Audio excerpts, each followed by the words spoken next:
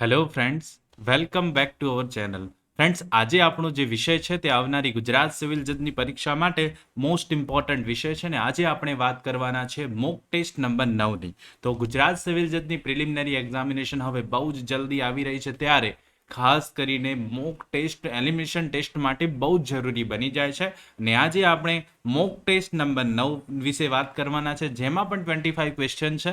અને ફ્રેન્ડ્સ, સાથે સાથે આપ પણ આન્સર આપતા જજો. આજે આપણે ડિટેલમાં સમજવાના છે ક્વેશ્ચન ક્યાંથી પૂછાયેલો છે, આન્સર શું આવશે સાચો, કયા વિષયનો કયો ક્વેશ્ચન છે, તે તમામ વિશે ડિટેલમાં ચર્ચા કરીશું. તો ધીસ ઇઝ ચિરાગ સર અને આપ જોઈ રહ્યા છો કોઈ પણ કાયદાને ગુજરાતી ભાષામાં ખૂબ જ સરળતાથી સમજાવતી ગુજરાતની નંબર 1 અને આપ સૌની મનપસંદ યુટ્યુબ ચેનલ રિયલ એજ્યુકેશન કેચિટ. તો ફ્રેન્ડ્સ, વિડીયોને શરૂ કરતા પહેલા જે લોકો આજે અમારી ચેનલ પર નવા છે એમને રિક્વેસ્ટ છે ચેનલને સબસ્ક્રાઇબ કરી લો, બેલ નોટિફિકેશન આઇકોનને ઓન કરી લેજો, જેથી આવા નવા વિડીયો આવે તો તેના અપડેટ્સ આપ સુધી સરળતાથી પહોંચી જાય. તો ફ્રેન્ડ્સ, નીચે જે લાઇકનું બટન છે જરૂરથી દબાવી દેજો. શરૂ કરીશું. સૌથી પહેલો ક્વેશ્ચન છે, whenever magistrate is of opinion after hearing the evidence for prosecution and the accused that the accused is guilty and that he ought to receive a severe punishment, then such magistrate is empowered to inflict. The magistrate may award the case to session judge, chief judicial magistrate,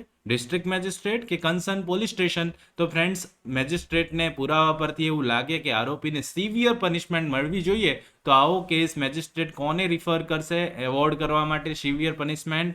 તો friends, options છે session જજ, chief judicial magistrate, district magistrate કે પછી concern police station. તો friends, અહીંયા આપનો answer શું આવશે? યસ, આપનો આન્સર અહીંયા બને છે, right answer will be B, chief judicial magistrate. Second question, in one trial A awarded with sentence which is not appealable, whereas sentence against B is appealable.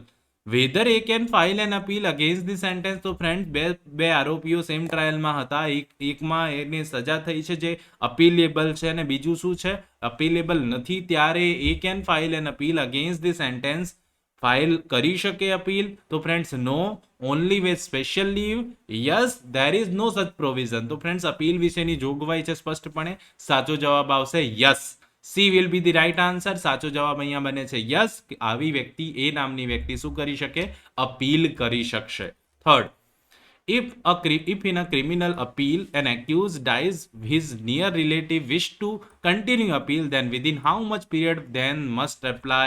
તો friends, criminal અપીલમાં accused વ્યક્તિ જે છે મૃત્યુ પામે છે, તેના જે પણ કોઈ રિલેટિવ્સ હોય એ કન્ટિન્યુ રાખવા માંગતા હોય અપીલ, તો કેટલા દિવસમાં તેને અપીલ કરવી પડે ખાસ કરીને એના મૃત્યુથી? તો ફ્રેન્ડ્સ, અહીંયા ઓપ્શન છે 4 મંથ, 3 મંથ, 60 ડેઝ, 30 ડેઝ. તો friend, it is most important question.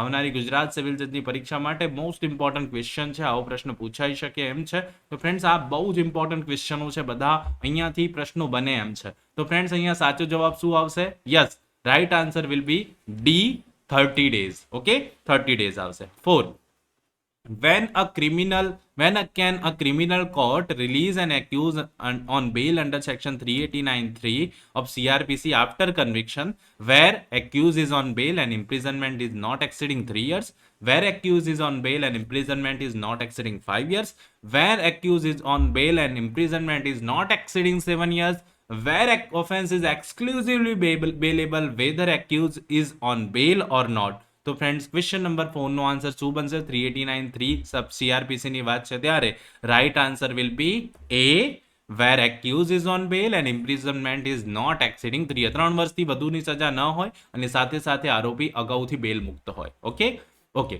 5, what is effect of trial conducted in wrong place? ખોટી જગ્યાએ ટ્રાયલ ચાલતી હોય તો તેનું અસર શું થશે? Vitiated itself, vitiated if cause failure of justice, seriousness has to be seen, is to be referred to the high court. તો ફ્રેન્ડ્સ, ક્વેશ્ચન નંબર 5 નો આન્સર શું બનશે? બિલકુલ સિમ્પલ છે.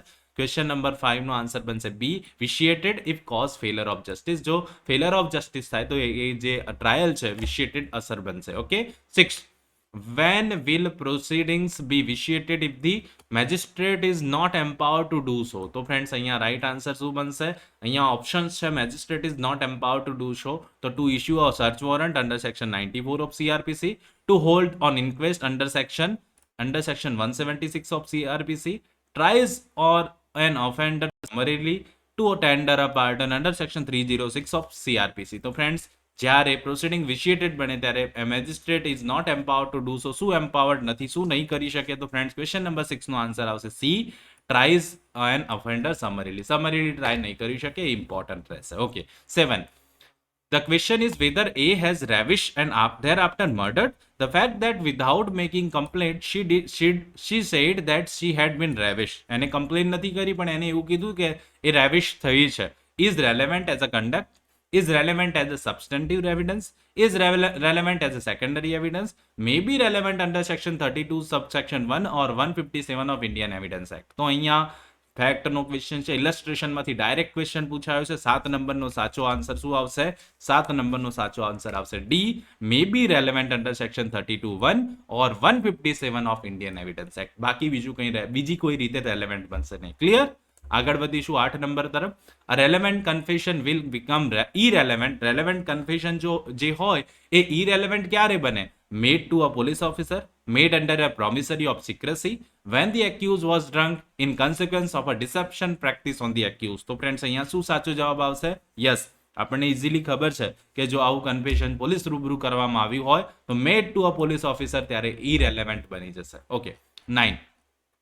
Admissions are conclusive proof, may operate as estoppel, always irrelevant કે none of the above. તો friends, section number 31 Indian evidence act શું જણાવે છે? એડમિશન્સ મે ઓપરેટ એઝ એસ્ટોપલ. ઓકે, કન્ક્લુઝિવ પ્રૂફ નથી પણ ઓપરેટ એઝ એસ્ટોપલ તરીકે ઉપયોગ થઈ શકે. 9 નો સાચો જવાબ આવશે બી. મોસ્ટ ઇમ્પોર્ટન્ટ ક્વેશ્ચન છે, પૂછાય તો આપ સૌને આવડવો જોઈએ. Okay. 10.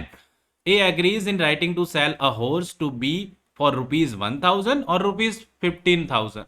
1,000 on 1,500 to show which price was to be given. તો ફ્રેન્ડ્સ, બે રકમો આપી, 1,000 કાં તો 1,500. તો અહીંયા ખાસ કરીને જે પણ કોઈ વાત થઈ છે તે ઇલસ્ટ્રેશન ડાયરેક્ટલી મૂકવામાં આવ્યું છે. તો oral evidence can be given, antecedents of the parties are to be seen, oral evidence can not be given, one of the above. તો ફ્રેન્ડ્સ, અહીંયા શું આન્સર આવશે? Yes, answer will be C, કારણ કે રકમ નિશ્ચિત નથી તો તેના માટે કોઈ પણ જાતનો ઓરલ એવિડન્સ આપવામાં આવશે નહીં. 11. A is charge with travelling on a railway without a ticket. એની પાસે ટિકિટ નથી અને ચાર્જ કરવામાં. The burden of proving that A had ticket is on. એની પાસે ટિકિટ હતી, એ બર્ડન ઓફ પ્રૂફ કોના પર રહેશે? ટિકિટ ચેકર પર, રેલવે પર, એ પર કે પ્રોસિક્યુશન પર? તો ફ્રેન્ડ્સ, બહુ સિમ્પલ છે. જે વ્યક્તિ કહેતો હોય કે મારી પાસે ટિકિટ હતી તો અહીંયા burden of proof shifted on A. Right answer will be C, A.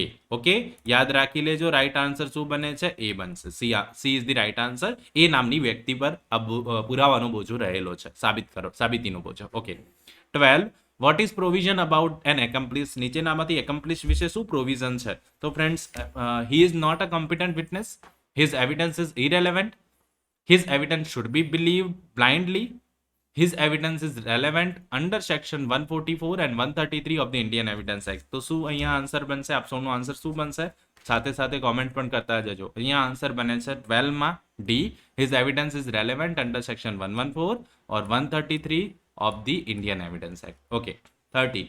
What number of witnesses will be required any proof of any fact. કોઈ પણ ફેક્ટને સાબિત કરવા માટે કેટલા વિટનેસની જરૂર પડે? No particular number, at least one eye witness, two documents with regard to the documents, two witnesses regard to the documents, one party and one witness. તો friends, અહીંયા ખાસ યાદ રાખવાનું કે કોઈ નંબર પર્ટિક્યુલર રિક્વાયર નથી. Right answer will be A, no particular number required. Leading question may be asked in examination in chief, may be asked in cross examination, may be asked in re-examination, cannot be asked in any circumstances. તો 13 માં શું answer આવશે? Yes, 13 માં answer આવી ગયો છે, એ છે. 14 નો question ચાલે છે અને 14 માં શું આન્સર આવશે? તો ફ્રેન્ડ્સ, લીડિંગ ક્વેશ્ચન જે છે એ ઉલટ તપાસમાં પૂછાઈ શકે. Right answer will be B, cross એક્ઝામિનેશનમાં પૂછાઈ શકે. 15. which is not the main principle that underlies the law of evidence. Evidence must be confined to the matter in issue. Hearsay evidence must not be admitted. Hearsay evidence must be admitted. The best evidence must be given in all cases. તો friends, અહીંયા શું answer બને છે? 14, કે જે principal નથી law of એવિડન્સનો તે વાત કરે છે. Hearsay evidence must not be admitted. Okay, B will be the right answer. યાદ રાખી લેજો. 16. When a party refuses to produce a document which he had notice to produce, he cannot use the document as evidence without the consent of opposite party or the order of the court. Objection of opposite party is worthless. Order of court not necessary, document will be deem to be an admitted document. તો અહીંયા એવું કહે છે કે જે વ્યક્તિને produce કરવા માટે નોટિસ આપી છે કોઈ ડોક્યુમેન્ટ, તે રિફ્યુઝ કરે તો what will be the right answer in the 16? Friends યાદ રાખી લેજો, 16માં રાઇટ આન્સર આવશે એ.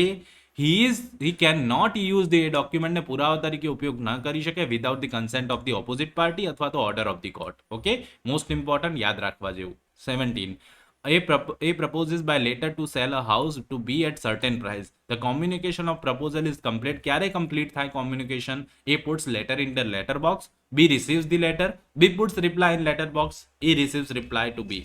તો ફ્રેન્ડ્સ અહીંયા સાચો આન્સર શું આવશે? અહીંયા સાચો આન્સર આવશે જ્યારે લેટર લખવામાં આવે સર્ટેન પ્રાઇસ પર, એ લેટર રિસીવ થાય બી દ્વારા, ત્યારે કોમ્યુનિકેશન કમ્પ્લીટ થયું કહેવાશે. Okay, right answer will be B. 17માં બી બનશે right answer. Okay, 18, A sells by auction to B a horse which A knows to be unsound. A said nothing to B about the horse unsoundness.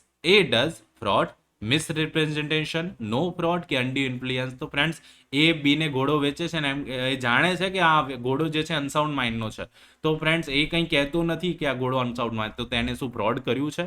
મિસરિપ્રેઝન્ટેશન કર્યું છે, fraud કર્યું નથી કે undue influence કર્યું છે. તો રાઈટ આન્સર શું આવશે? સ્પષ્ટ જોગવાઈ છે ત્યારે અહીંયા રાઈટ આન્સર બને છે no fraud. C will be the right answer. Okay, આગળ વધો. 19, where both parties are under mistake as the matter of the fact, the agreement will, બંને પાર્ટી મિસ્ટેકની under the mistake as to matter of fact હોય ત્યારે એન્ફોર્સિએબલ બને, વોઇડેબલ બને, not void બને કે વોઇડ બને. ફ્રેન્ડ્સ તો અહીંયા સાચો જવાબ 19માં શું બને છે? સાચો જવાબ બને છે void. Contract will be, agreement will be void. Okay, agreement કેવો બનશે? વોઇડ બનશે. What will be the effect of mistake as of law in force in India on the agreement? તો ફ્રેન્ડ્સ નોટ અવોઇડેબલ, વોઇડેબલ, વોઇડ કે not void. તો અહીંયા friends સાચો જવાબ શું બનશે? રાઈટ આન્સર 20માં બનશે A, not voidable. Okay, mistake as to law in force in India, તો નોટ વોઇડેબલ.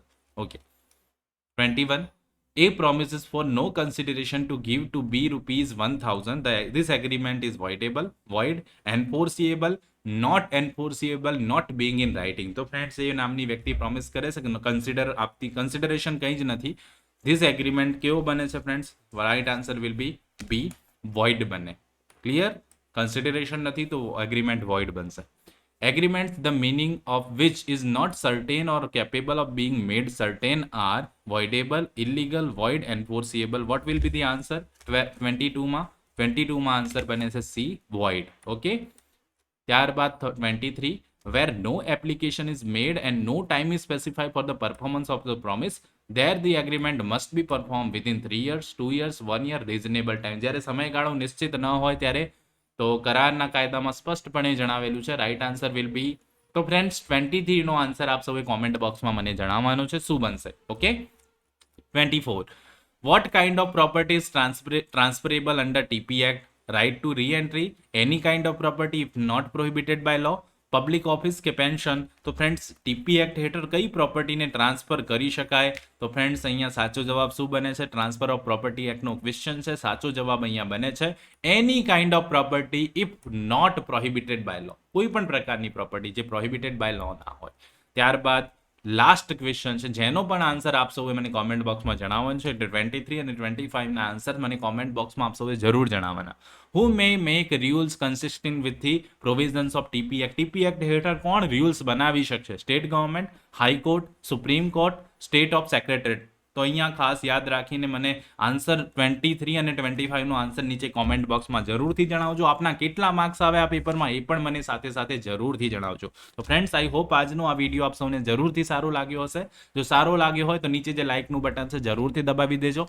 ચેનલ પર નવા હો તો ચેનલને સબસ્ક્રાઇબ કરી લો, બેલ નોટિફિકેશન આઇકોનને ઓન કરી લો, જેથી આવા નવા વિડીયો આવે તો તેના અપડેટ્સ આપ સુધી સરળતાથી પહોંચી જાય. તો ફ્રેન્ડ્સ આવા જ નવા વિડીયો સાથે ફરીથી બહુ જ જલ્દી મળીશું. ત્યાં સુધી જોતા રહો મારી ચેનલ રિયલ એજ્યુકેશન ગેજેટ. ખૂબ ખૂબ ધન્યવાદ, ખૂબ ખૂબ આભાર.